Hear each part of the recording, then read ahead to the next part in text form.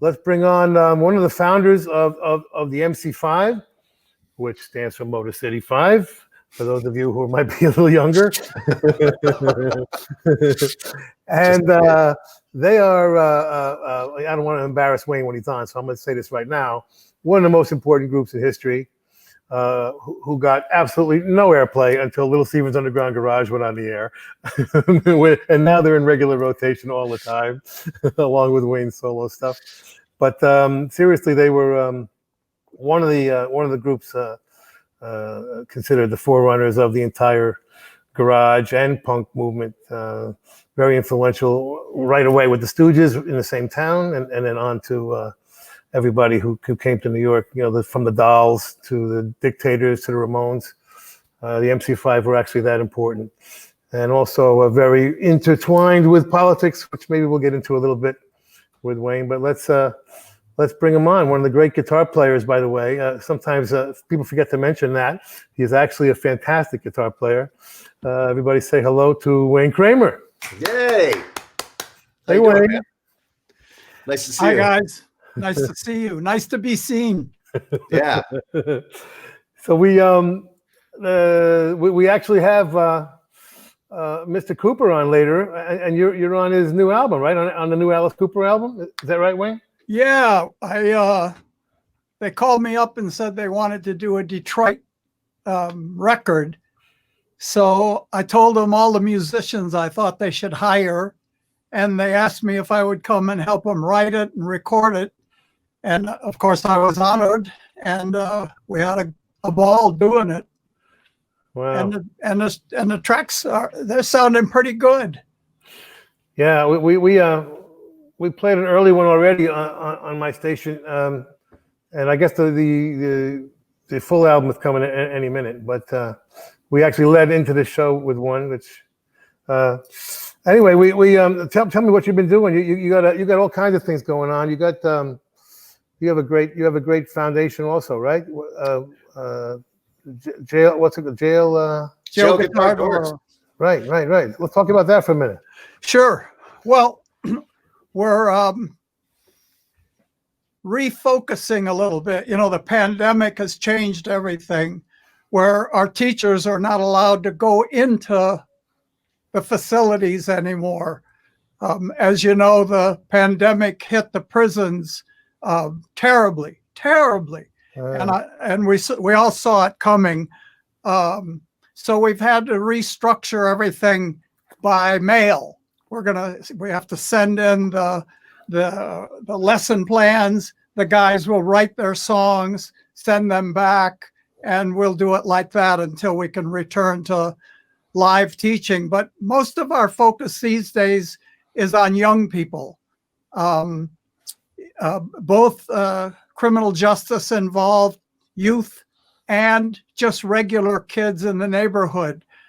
We've worked with the city of Los Angeles to be able to start operating in city parks, at rec centers, to provide arts training for young people, to expose them to a career track, or a way to express complex ideas and emotions that's not confrontational, that's positive. You doing that mostly in LA, you say? Yeah. We're in neighborhoods all over the city, and it's going terrific. The kids are the best. I mean, they're the best, and they come up with great stuff. I wish I wrote half the stuff they come up with. That's great. Yeah, that's really great. How long you been doing that now? 10 years. And you started off just in prisons, right? Well, yeah. Originally, I just went with what I knew, being a returned citizen myself.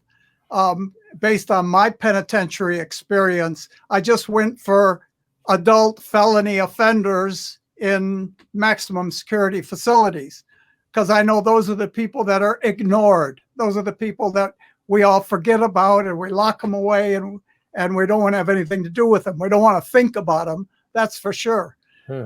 So we went there, and we started sending instruments to prisons today our instruments are in over 160 American prisons, and we have Jail Guitar Doors workshop programs in prisons in Michigan, in the Cook County Jail in Chicago, in Florida, in Texas, and in 12 California Department of Corrections facilities. Wow, man. By amazing. the way, if your Jail Guitar Doors comes from a lyric in a Clash song that they wrote about Wayne's time in jail, did they approach you before they put you in their lyrics, or you just discover it? No, I didn't find out about it till I was released. And one of my British friends told me there's this new band called The Clash, and they wrote a song about your misadventures. Well, great band, right about you anyway. I was greatly honored. I thought, what a great show of solidarity from some brother musicians from England that I didn't even know. But it turned out, you know, they were a very conscious band, and Strummer was, you know, pretty plugged into world events. And no, I didn't think about it much until 10 years ago. Amazing. Hey, you, because the MC5 was what I want to say, like 66 to 72, something like that. Yeah. And then what? I know you hooked up with Johnny Thunders for a minute. Yeah, not one of my better business decisions. Snatch defeat from the jaws of victory. It's a classic album, though. It was called Gang War, right? Yeah, we've got some new stuff. We found he and I recorded some studio stuff, and we just got hold of it. So we're putting a new package together. Some of it sounds pretty good, with some tunes I had suggested, like we do a version of James Brown's "I'll Go Crazy." It's good. Oh, that sounds good. I gotta find that one. Yeah, the only thing I've heard was actually live, right? Yeah, that's all that's been released. Yeah, and so you found some actual studio tracks. Yeah. Oh, that's exciting. That's great. Yeah, we got in the studio like twice, I think. You know, it was impossible. Were you both on heroin at that time? I wasn't in the beginning because I'd just come home from prison, and, you know, using is what led to me going to prison. So I really resisted with all the willpower I had. But when you're talking about addiction, willpower is no use. And so after a while, you know, waiting for this mook to cop before going to rehearsal or leaving for the gig, I just finally said, "Hey, get me two while you're there." Man. Waiting for the mook to cop sounds like a song title. If you ask me.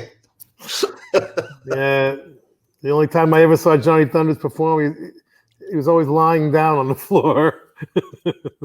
He would lie on the floor whether he was high or not. How do you get the nickname Johnny Thunder if he's always lying on the floor? But he was still good, which was really, you know.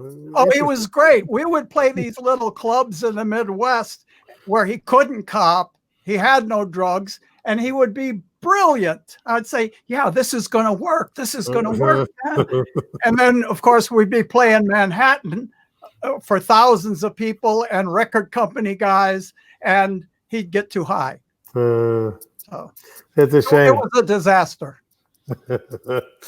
And then you pretty much did solo albums ever since, right? I mean, fairly regularly, right? Yeah, I in '94 I moved to Los Angeles and met Brett Gurewitz and his great label Epitaph, and we did a deal, and I started making records with them and did that for 4 albums, and then decided to take the reins of production myself. And me and my wife founded a label, and we started putting out my records that way. All the way up to 3 years ago, I put out my last album, which was actually a jazz album, a free jazz album, which I thought, you know, my following would hate because it had pianos and saxophones and no singing. But everybody seemed to like it, and it went to number 6 in the jazz charts. Wow. Wow. Was that the Lexington Art Ensemble? Lexington, yeah, and the Lexington Arts Ensemble, yeah. Yeah. That's some freaky stuff, Wayne. You know, I mean, there's jazz and then there's like jazz, you know. Well, you know, I'm a child of the free jazz movement. I mean, that's where I learned where to go after Chuck Berry. You know, after Jeff Beck, after Pete Townsend, where's the next step? And I heard that in the, you know, Cecil Taylor and Albert Eiler and Sun Ra and John Coltrane. Yeah, I know, but some of this stuff makes Coltrane sound like Chuck Berry. Thank you. Thank you. I'm telling you, it's freaky. You check it out, Drew. See if I'm lying. I will. It's great, but it sounds like, you know, some of the Frank Zappa at his craziest, huh? Nothing new about it, you know. We call them new songs, but it's the same style. It's the same way of playing that I've been doing for 50 years. Wow.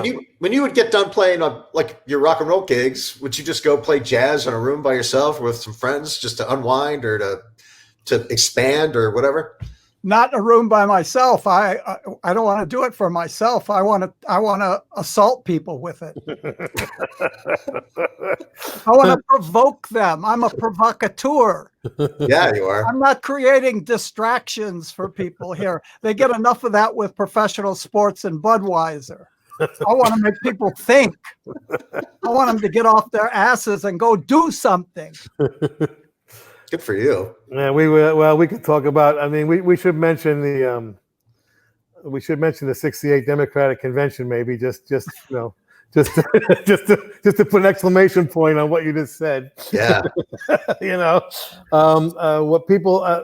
How do we explain this to younger people who may be watching? It was a very turbulent time, the 60s, and none more turbulent than the MC5 in Detroit. With a manager named John Sinclair, who was quite a political provocateur himself, right? Absolutely. Right, Wayne? Yeah. And my good friend. Still Talk to him every week. Wow. What's he doing now? He's you know, he still does his internet radio show of New Orleans-based music, and he writes, and he's got some health challenges he's up against now. He makes him cranky. Got to be this is old guy shit. Yeah. Well, it was a big cause celeb when he was put in jail for 2 joints or something, right? Yeah. Got 9.5 to 10 for 2 joints. Wow. 10 years in prison for 2 joints. I mean, that's where things were at back then, you know. And our appeal reversed the Michigan statutes, and he was released because the courts agreed with us that 9.5 to 10 for 2 joints was unconstitutional. It was cruel and unusual punishment. That boggles my mind. Now you can get it delivered in LA. It's crazy. You really can. You just go on a website, make a call, and they deliver it right to your door. Are they on Grubhub? That's what I heard. I read the news a lot. Yeah. Just go to Grubhub, huh? Pretty much, yeah. Okay. Well, all right. Anyway, one else I wanted to mention you did like a 50-year kind of celebration, Sure. huh? Yeah. MC50. We finished in the spring, right before the pandemic quit. I came home from New Zealand in February. Wow. To welcome home. Oh yeah, here's your mask, and you can't go anywhere and you can't do anything. Yeah. You should have stayed in New Zealand, which was like the coolest country with the coolest prime minister. Yeah, you're right. Yeah. You must have had a lot of young kids at your shows because I think you're pretty cross-generational. For a band anybody that likes rock and roll is going to know you're like the MC5 at least. So they must have come out in droves. It was across the board. There weren't very many people my age because people in their 70s don't go to rock shows. They're in bed by now. Not with floor seats anyway. That's right. Not the pit. They're in the back and getting wine. But yeah, there was a lot of young guys that would come and ask me to sign their records that they were their dad's records. And Wow. my dad gave me just, Wow. I love dad things. Yeah. Yeah, it was good. I had a great band. I had Kim Thiel from Soundgarden, Brendan Canty, the great Fugazi drummer. Wow. Billy Gould from Faith No More played bass. Oof. And I had our secret weapon, Marcus Durant, from Zen Gorilla as a lead singer. And we tore it up, man. It was really fun and rewarding to play these songs that we wrote a million years ago and see that they still work perfectly, that people respond and it's amazing. They get it and they enjoy it. It was meaningful for me. Wonderful, wonderful, wonderful. What's next, Wayne? What do you got up next? Well, JGD takes a lot of my time, and it needs it, and it deserves a lot of attention.